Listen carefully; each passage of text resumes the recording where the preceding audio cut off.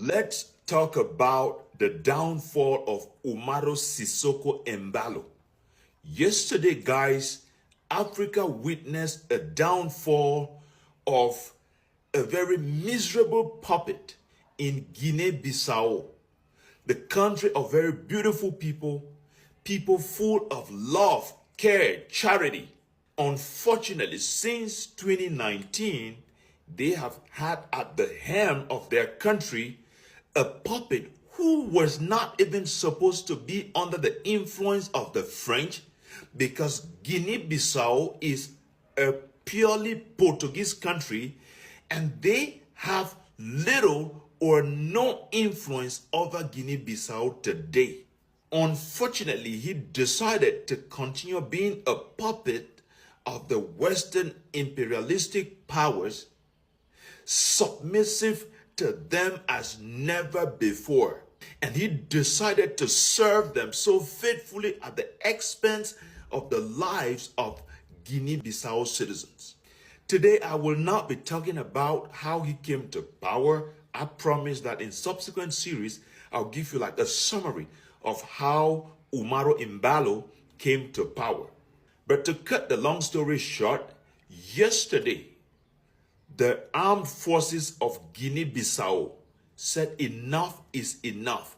Why? Because just a few days ago, on the 23rd of this month of November 2025, there was one of those charade elections that we have been talking about, that we witnessed in Cameroon, in Cote d'Ivoire, and in many other countries like Tanzania as well. We witnessed that same charade elections in Guinea-Bissau.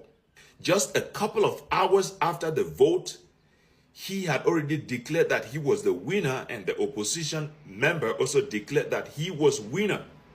In the middle of all this, the Electoral Committee, which is under, of course, the supervision of the president, Umaro Sissoco Embalo, had already started preparing his victory.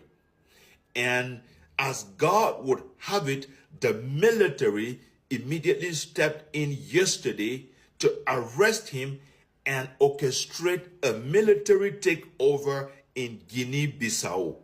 Now, there is something I would precise here. Yesterday, a lot of Africans thought that it was a charade, because immediately the coup happened, in less than 10 to 30 minutes, RFI, Jeune Afrique, and many of these French Western media had already started talking about it. So, people were like, what is going on? How can a coup d'etat happen? Just within few minutes, it's already known all over the place.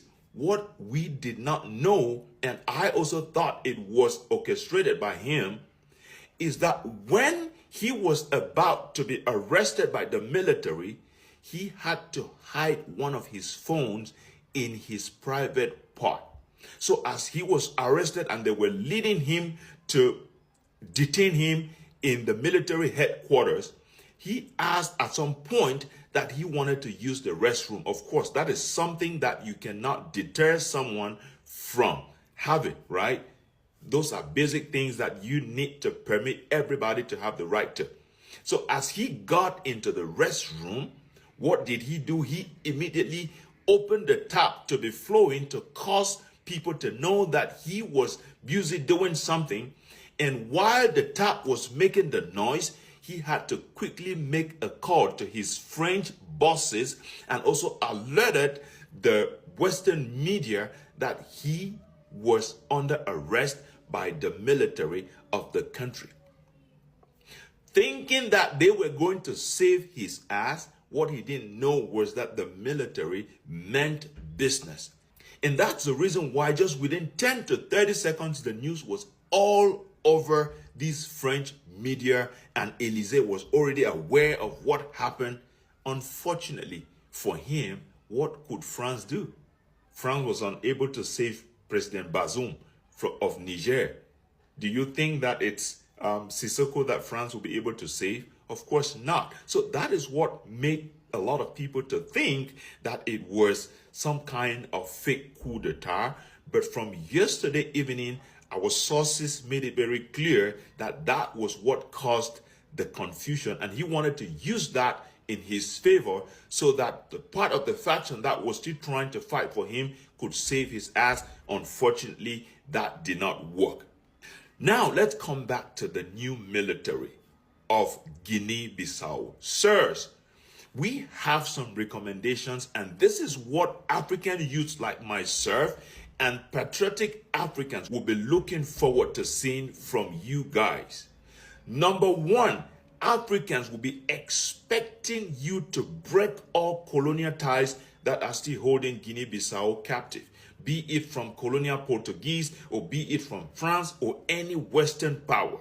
Number two, to grant food sufficiency to the people of Guinea-Bissau by investing heavily in the domain of agriculture. Number three, to free the country from these colonial companies that have held Guinea captive, and they are not paying their dues, they are not paying their taxes, and even the shares and the stakes of the state is almost nothing, or say minimal, which is so deplorable. Number four, and this is the most important thing, would be to put the people of Guinea-Bissau first before anything. To put the needs and the interests of the people of Guinea-Bissau above anything that they could ever imagine. If they can do these four things, then Africans, then patriotic Africans, and even the world will be ready to come and fight and support them and sustain them in this revolution. So Africa is waiting. Povo guineense, eu vou falar com vocês em português, mas por hoje vamos deixar aqui. Vocês precisam abrir os olhos de vocês para prestar atenção em tudo o que está acontecendo no país de vocês. Precisamos garantir que o novo governo militar que está em posição agora é pronto para servir o povo Guiné-Bissau e não como as coisas estavam acontecendo antigamente. Valeu, obrigado, estamos juntos.